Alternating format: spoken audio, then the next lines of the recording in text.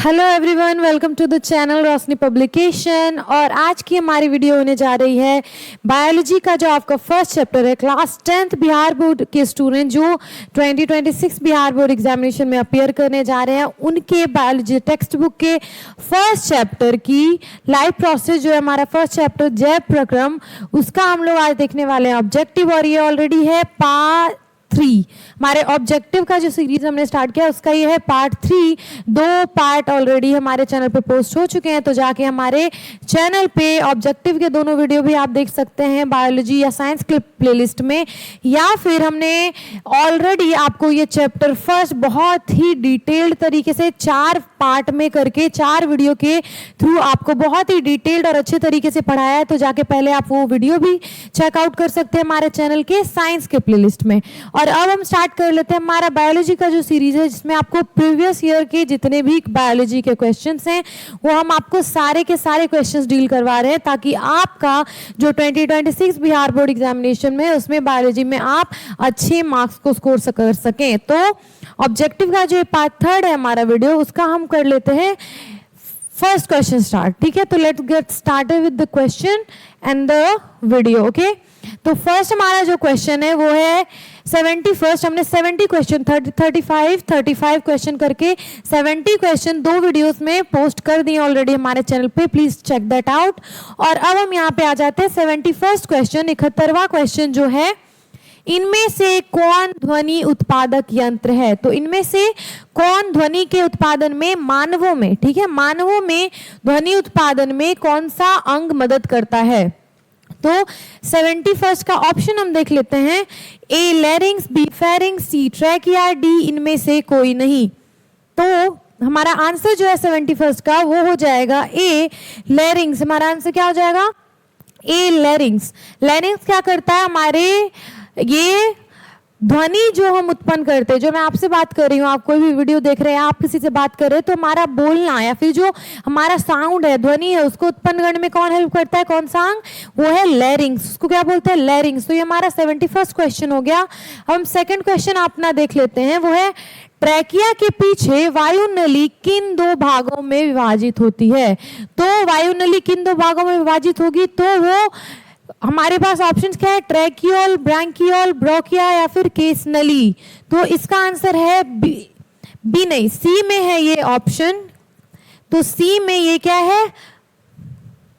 सी में ब्रोकिया। इसका आंसर क्या होगा? ट्रैकिया के पीछे वायुनली जिन भागों में विभाजित होती है उन्हें ब्रोंकाई कहते हैं। ब्रोंकाई क्या कहते हैं? ब्रोंकाई। ठीक है, तो ब्रोंकाई होता है ट्रैकिया के पीछे वायुनली जिन 2 भागों में विभाजित होती है, उसे हम कहते हैं ब्रोंकाई। तो हमारा आंसर हो गया ब्रोंकाई। 72वें क्वेश्चन का आंसर। हम आ जाते हैं 73rd क्वेश्चन। मनुष्य में कितनी जोड़ी पसलियां पाई जाती हैं? मनुष्य में कितनी जोड़ी पसलियां पाई जाती हैं? तो ऑप्शन हमारे पास क्या है? ए 7, बी 9, सी 10, डी 12।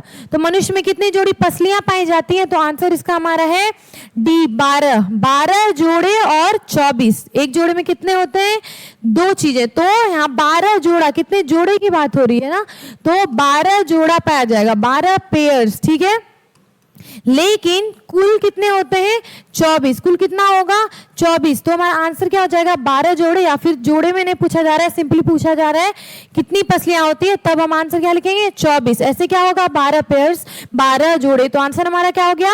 मनुष्य में कितनी जोड़ी पसलियां पाई जाती हैं? तो 12 जोड़ी। ठीक है, तो अब हम आ जाते हैं अपने नेक्स्ट क्वेश्चन पे। निम्नलिखित में किसे कोशिका का ऊर्जा मुद्रा के रूप में जाना जाता है? कोशिका के ऊर्जा मुद्रा, एनर्जी करेंसी के रूप में किसे जाना जाता है? तो कोशिका का ऊर्जा किसमें हमने इस जब हमने जैव प्रक्रम का चैप्टर पढ़ा था, तो आपको बहुत ही डिटेल तरीके से समझाया था कि ऊर्जा किस चीज में बनती है, या फिर ऊर्जा जब बनती है तो उसे हम क्या बोलते हैं, वो किस रूप में होती है। ठीक है, तो हम ऑप्शन में यहाँ समझ लेते हैं। ए है एडीपी, बी है एटीपी, सी है डीटीपी, या फिर डी है पीडीपी। तो जिन्होंने भी वो वीडियोस देखे हैं जो डिटेल्ड इस चैप्टर के वीडियोस हैं, ठीक है, जिसमें आपको सारा कुछ समझाया गया बहुत अच्छे से, वो जानते होंगे लोग कि आंसर हमारा इसका होगा एटीपी, एडिनोसिन ट्राइफॉस्फेट। ऊर्जा जो कोशिका में श्वसन की क्रिया के बाद ऊर्जा का निर्माण होता है उसे हम क्या बोलते हैं, ऊर्जा मुद्रा के रूप में जानते हैं, एटीपी, एडेनोसिन ट्राइफॉस्फेट। ठीक है, एडेनोसिन ट्राइफॉस्फेट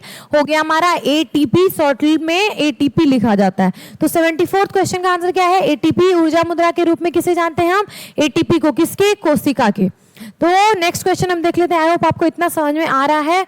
75 पत्तियों में गैसों का आदान प्रदान कहाँ होता है, तो पत्तियां जो होती है, लीव्स, उसमें गैसों का विनिमय, गैसों का आदान प्रदान, सर्कुलेशन कहाँ होता है, कैसे होता है, तो ए है सिरा, बी है रंध्र, सी है मध्य सिरा, डी है इनमें से कोई नहीं।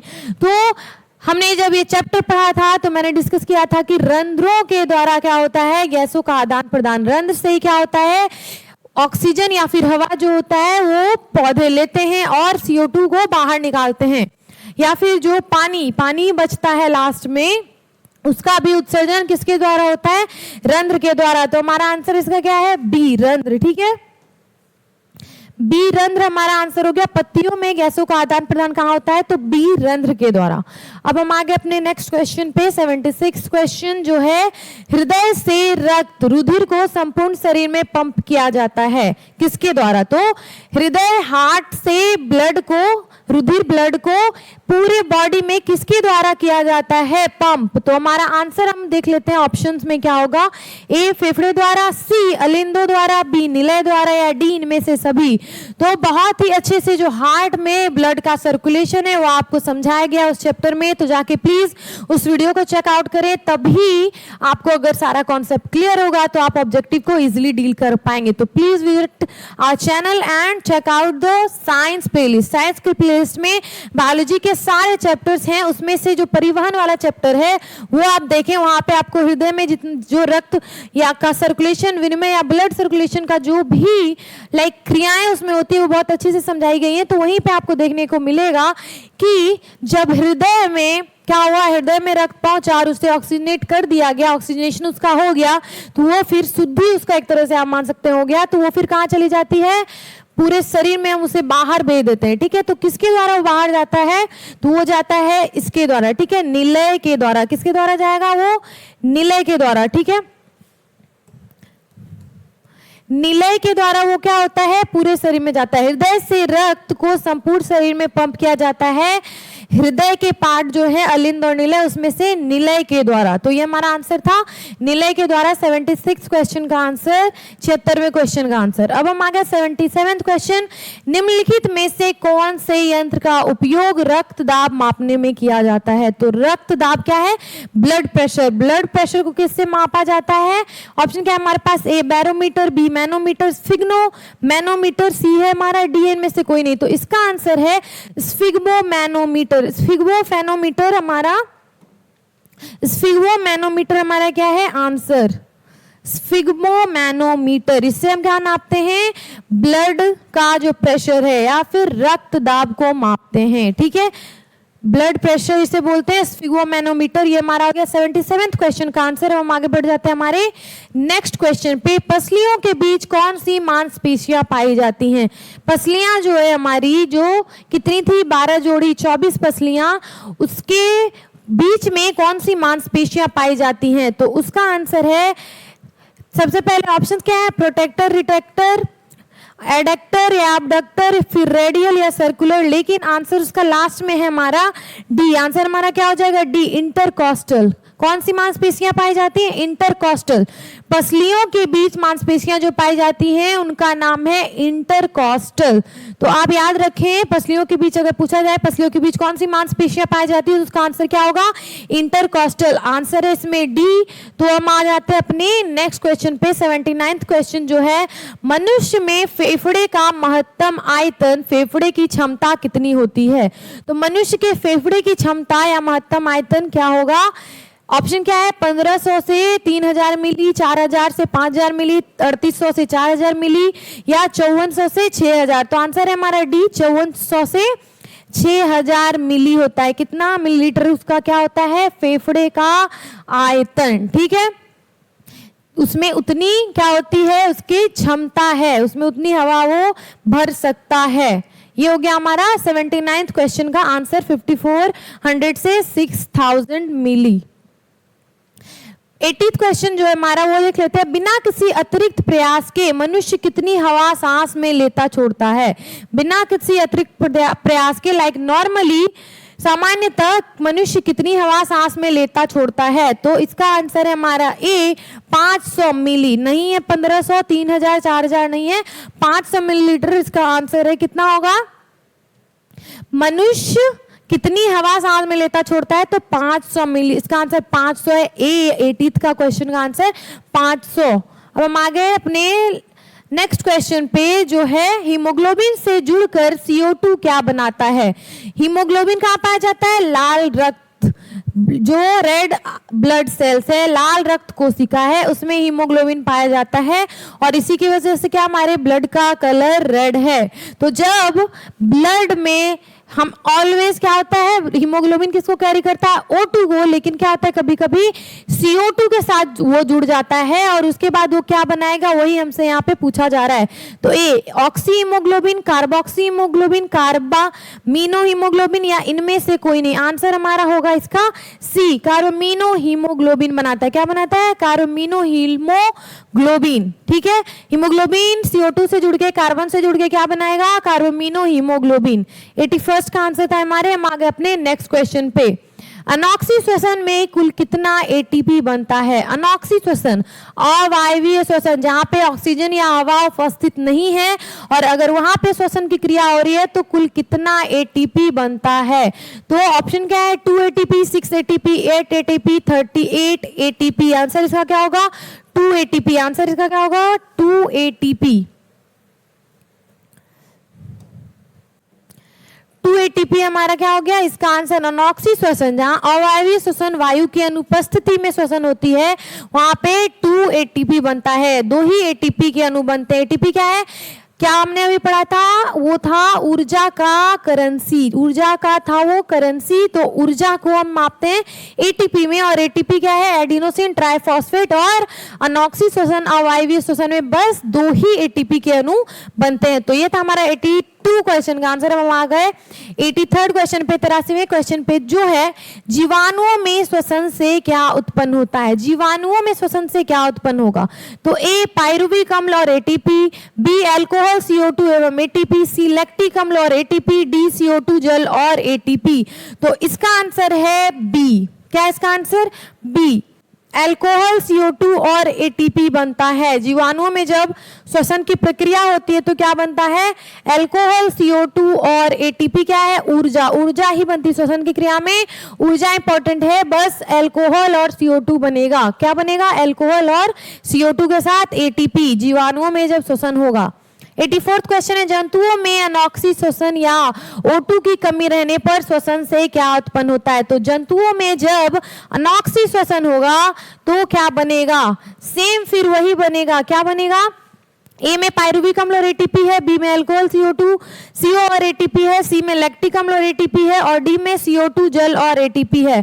आंसर इसका क्या हो जाएगा? अल्कोहल CO2 और ATP बनता है। जब भी अवायवीय अनॉक्सी श्वसन हो, O2 की कमी हो, तो वहां पे अल्कोहल बनेगा, अल्कोहल CO2 और ATP बनेगा। अगर ये क्रिया आपको अनॉक्सी श्वसन की, ऑक्सी श्वसन की, अवायवीय वायवीय श्वसन की सारी क्रियाओं को जानना है और क्या बनेगा, ये डिटेल तरीके से हमारे श्वसन के चैप्टर में, श्वसन का जो टॉपिक है उसका वीडियो हमने ऑलरेडी चैप्टर पोस्ट कर दिया है हमारे उस चैनल के बायोलॉजी या साइंस के प्लेलिस्ट में, तो जाके उसे समझे ताकि आपको ये क्लियरली समझ में। अभी मैं बस आपको आंसर बता रही हूँ कि इसका आंसर अनॉक्सी श्वसन जब भी होता है, अनॉक्सी श्वसन क्या हुआ? अवायवीय, जहाँ ऑक्सीजन की क्या है? कमी है या ऑक्सीजन अनुपस्थित है या हवा अनुपस्थित है, तो क्या होगा? बनेगा अल्कोहल CO2 और ATP। तो 84th का आंसर यही था। अब हम आ गए अपने 85th क्वेश्चन पे। इनमें से कौन ऑक्सी श्वसन नहीं कर सकता है? इनमें से कौन ऑक्सी श्वसन नहीं कर सकता है? तो ए लाल रक्त कण, बी श्वेत रक्त कण, सी हृदयक मांसपेशी, डी उपयुक्त सभी। तो ऑक्सी श्वसन नहीं कर सकता, इसका आंसर है ए लाल रक्त कण। ये क्या कर सकता है? ऑक्सी श्वसन नहीं करेगा। ठीक है, तो हमारा आंसर क्या होगा? ए लाल रक्त कण।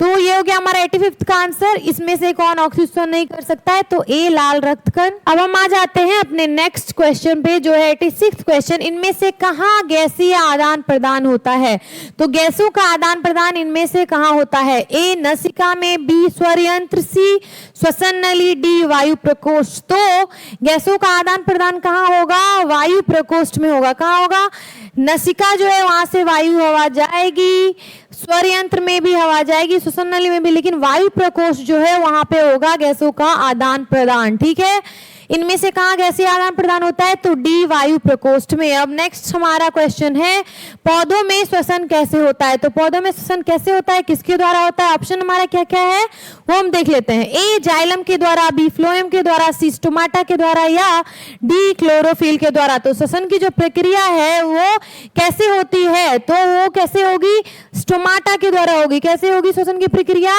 स्टोमाटा के द्वारा। ठीक है, तो हमारा आंसर है सी स्टोमाटा। आंसर हमारा क्या है, सी स्टोमाटा। पौधों में श्वसन कैसे होता है, तो स्टोमाटा के द्वारा, क्योंकि जो श्वसन की प्रक्रिया में हवा का क्या होता है, वायु का आदान प्रदान होता है, किसके द्वारा होता है, रंध्रों के द्वारा, स्टोमाटा के द्वारा। तो श्वसन कैसे होगा, रंध्र के द्वारा। ये हमारा हो गया स्टोमाटा के द्वारा आंसर। अब हम आ गए 88th क्वेश्चन पे। रक्त का कौन सा अवयव घायल स्थान से रक्त स्राव के मार्ग को रक्त का थक्का बनाकर अवरुद्ध करता है। इसका मतलब क्या हो गया, जब भी कभी रक्त में क्या है, तीन चीजें, क्या क्या है, आरबीसी, डब्ल्यूबीसी और प्लाज्मा। ठीक है, red blood cell, white blood cell और प्लाज्मा, जैसे यहाँ भी आपको दिख रहा है। लेकिन इनके अवयव में से कौन, वो किसका वर्ग क्या है, घायल स्थान, जहां भी कहीं आपको चोट लगा वहां से क्या होता है, खून निकलने लगता है। तो उसका काम है, कौन से पार्ट का काम है कि उस खून को रोक के वहां रक्त जो है, रक्त जो पतली होती है तभी बह जाती है, लेकिन उसका थक्का जमा देने पे उसका बहना बंद हो जाएगा, ताकि ज्यादा रक्त बाहर ना निकले, ब्लड बाहर ना निकले चोट लगने पे, और हमारा जान बच सके। तो वो काम कौन करता है, ए लाल रक्त कोशिकाएं, बी श्वेत रक्त कोशिकाएं, सी प्लेटलेट्स, या डी लसिका। तो ये करता है सी प्लेटलेट्स। कौन सा करता है, प्लेटलेट्स हेल्प करता है हमारे शरीर में, जब भी चोट लगे तो रक्त अगर बह रहा है तो उसका थक्का जमा कर रक्त बहने की जो प्रक्रिया है उससे क्या करता है, वो अवरुद्ध कर देता है, रोक देता है। तो प्लेटलेट्स का आंसर हो गया 89th क्वेश्चन। अब हम देख लेते हैं, मंड परीक्षण के लिए हरी पत्ती पर आयोडीन डालने से पहले पत्ती को अल्कोहल में उबाला जाता है। तो मंड परीक्षण के लिए हरी पत्ती पर आयोडीन डालते हैं। मंड की परीक्षण के लिए जब भी लैब में ये काम होता है तो हरी पत्ती पर आयोडीन डालते हैं और पत्ती को अल्कोहल में उबालते हैं। किस लिए ये काम करते हैं वो पूछा जा रहा है। तो ए मंड को घोलने के लिए, बी क्लोरोफिल को घोलने के लिए, सी पत्ती को मुलायम करने के लिए, डी इनमें से सभी। इसका आंसर है डी इनमें से सभी। ये तीनों काम हमें करने होते हैं ताकि अच्छे से हमारा मंड परीक्षण हो सके। तो मंड को भी हम घोलते हैं, क्लोरोफिल को घोलते हैं, पत्ती को मुलायम करते हैं। हमारा आंसर क्या है इसमें से सभी के लिए, डी हो गया 89th क्वेश्चन का आंसर। हम आ गए अपने नेक्स्ट क्वेश्चन पे जो है 19th क्वेश्चन। स्लाइड को सर्वप्रथम कंपाउंड माइक्रोस्कोप से देखा जाता है। तो कितने एक्स पर, उसकी क्या क्षमता कितनी है और कैसे उस कंपाउंड को हम कितना फोकस के साथ देखें ताकि, और कितना बड़ा उसे करें, कितना उसका क्या करें, उसे एक तरह से मान लें जूम करें ताकि हमें अच्छे से क्या कर सके, उसका परीक्षण कर सके माइक्रोस्कोप में। तो कंपाउंड को कितने पे देखा जाता है, 5x, 10x, 25x या फिर 45x। तो इसमें आंसर है हमारा बी 10x पे देखा जाता है। किस पे देखते हैं हम, 10x पे। स्लाइड को सर्वप्रथम कंपाउंड माइक्रोस्कोप से देखा जाता है 10x पर। ये हमारा आंसर। इन सबको याद कर लें, जो चीजें मैं समझा रही हूँ उससे समझ लें। बहुत तरह के जो ऑब्जेक्टिव क्वेश्चन है, कुछ आपको रटना होगा, कुछ याद ही रखना होगा क्योंकि इंपॉर्टेंट जो फैक्ट्स हैं वो याद रखने होंगे। कुछ को क्या है, अगर आप प्रोसेस समझेंगे, इस चैप्टर को अच्छे से समझेंगे तो आप इजिली उस क्वेश्चन को डील कर पाएंगे। तो दोनों तरह के यहाँ पे क्वेश्चन है। ये क्वेश्चन जैसे आपको याद रखना पड़ेगा, कुछ क्वेश्चन क्या हमें डील करने होते हैं कैसे, चैप्टर अगर आपको क्लियर हो। जैसे श्वसन की प्रक्रिया के जितने क्वेश्चन, श्वसन का अगर आप वीडियो देखेंगे तो आपको समझ में इजीली आ जाएगा। आपको बिना रटे वो चीजें क्या कर पाएंगे, आप आंसर कर पाएंगे। अब हम आ गए अपने 91st क्वेश्चन पे, 91वें क्वेश्चन पे जो है क्लोरोफिल वर्णक का रंग होता है। तो क्लोरोफिल जो होता है किसमें पाया जाता है, हरे पेड़ पौधों में। ठीक है, तो पत्तियों में ये पाया जाता है क्लोरोफिल। क्यों?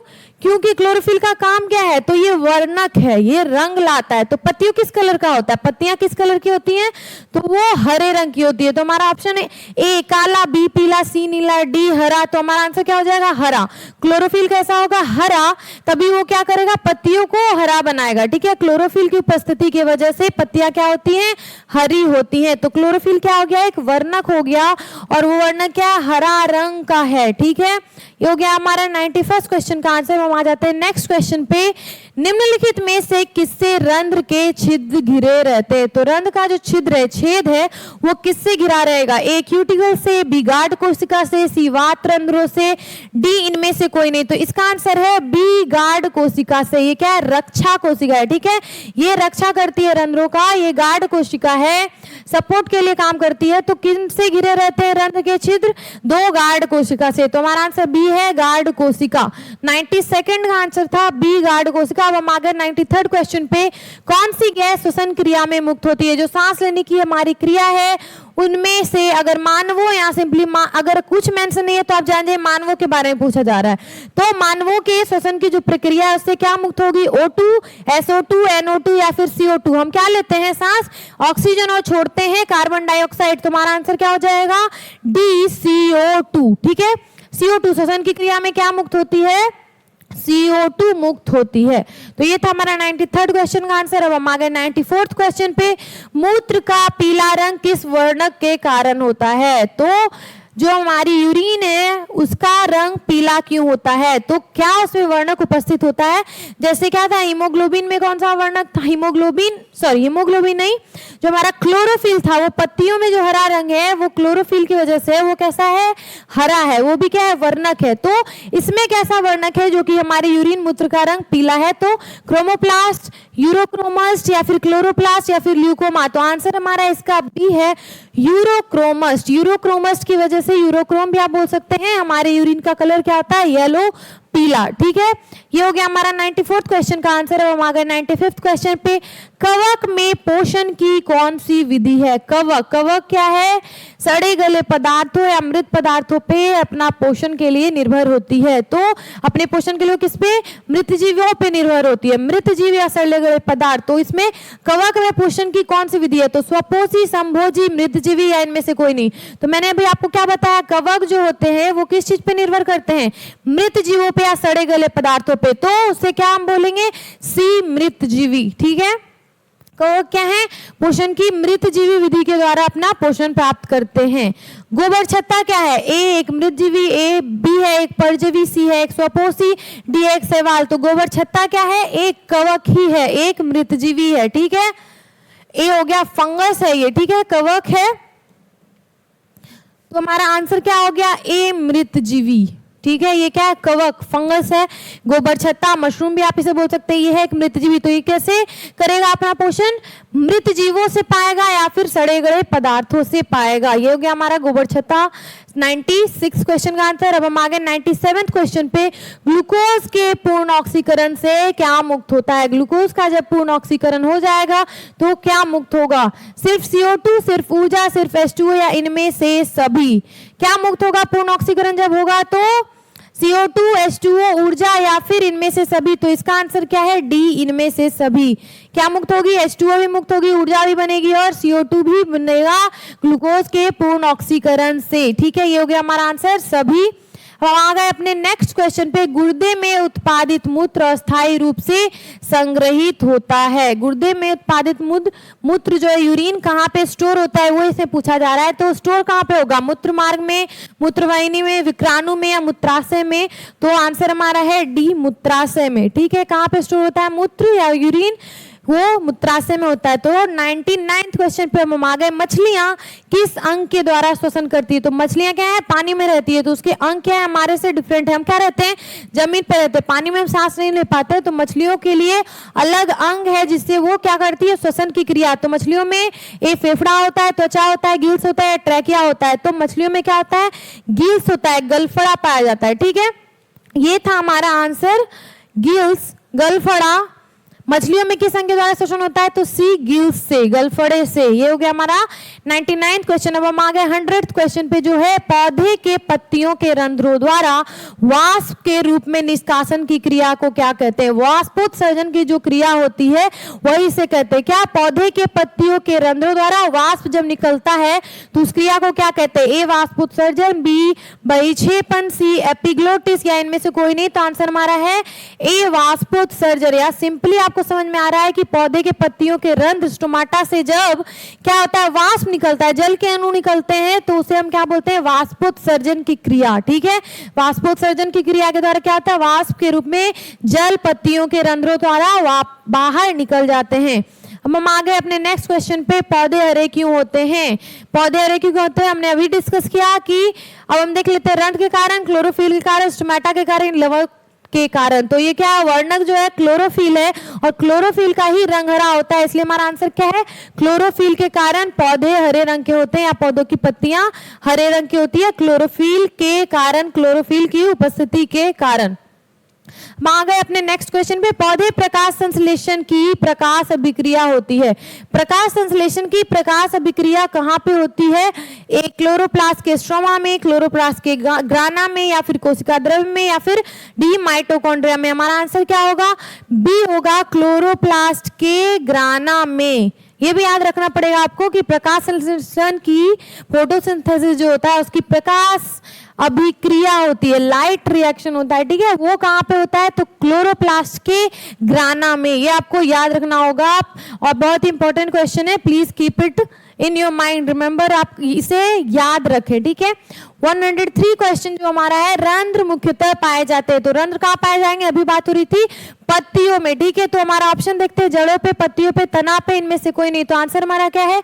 बी पत्तियों पर। पत्तियों पर क्या पाया जाता है? रंध्र स्टोमाटा। ठीक है, ये हो गया हमारा रंध्र मुख्यतः पाए जाते हैं पत्तियों पे। 103rd क्वेश्चन का आंसर। 104th पे हम लोग आ गए, मानव हृदय में कोष्ठों की संख्या होती है। कोष्ठ जो होते हैं जो 4 भागों में बटा है, हमारा हृदय क्या बटा है? 4 भागों में। तो उसमें कितने? 4 कोष्ठ हैं। हमने क्या पढ़ा? 2 अलिंद 2 निलय हैं, उसमें 4 कोष्ठ हैं।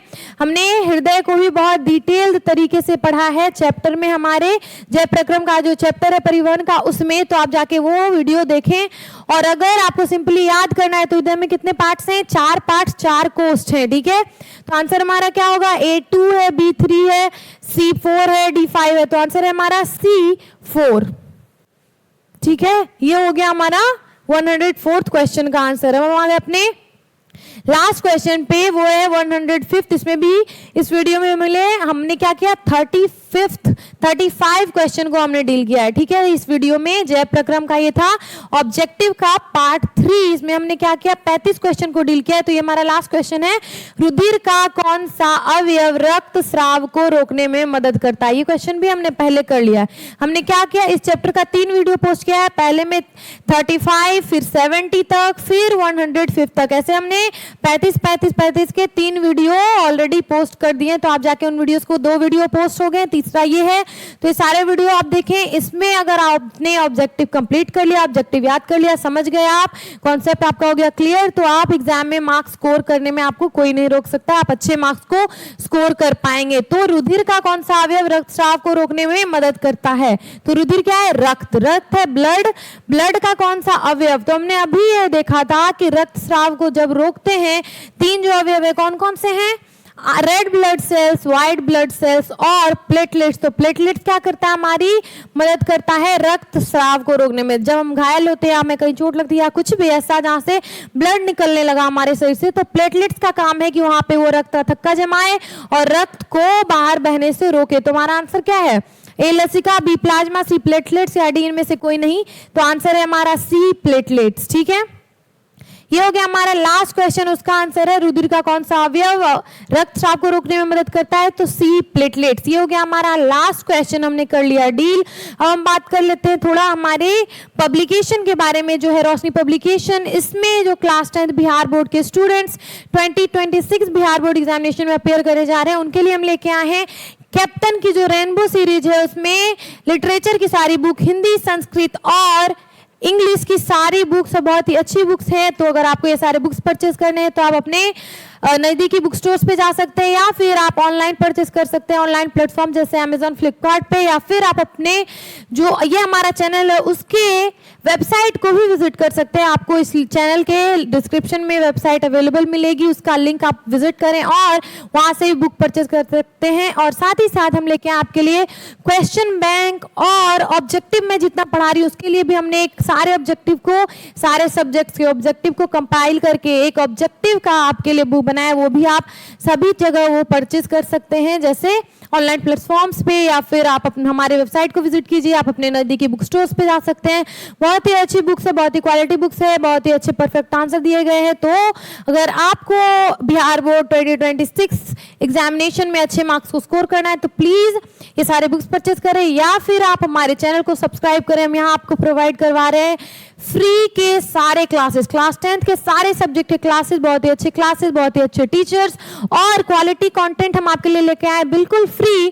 तो आपको कहीं भी जाने की जरूरत नहीं है, कहीं भी कोई भी कंटेंट के लिए पे करने की जरूरत नहीं है। और आप क्लास 10th के जो स्टूडेंट है जो 2026 बिहार बोर्ड एग्जामिनेशन में करेंगे अपियर, उनके लिए हमने क्या किया है, बहुत ही क्वालिटी कंटेंट दिया है। तो आपको कहीं और जाने की जरूरत नहीं है, इस चैनल को फॉलो करें और सारे वीडियोस जो भी जितने भी प्लेलिस्ट हैं सारे सब्जेक्ट्स के अलग अलग जाके उसे विजिट करें और अपने एग्जाम की प्रिपरेशन करें बहुत ही अच्छे से। And thank you so much for watching this video and for your support always, and please stay tune for future videos to come out, and really thankful, I'm really thankful, so thank you so much and please stay tuned.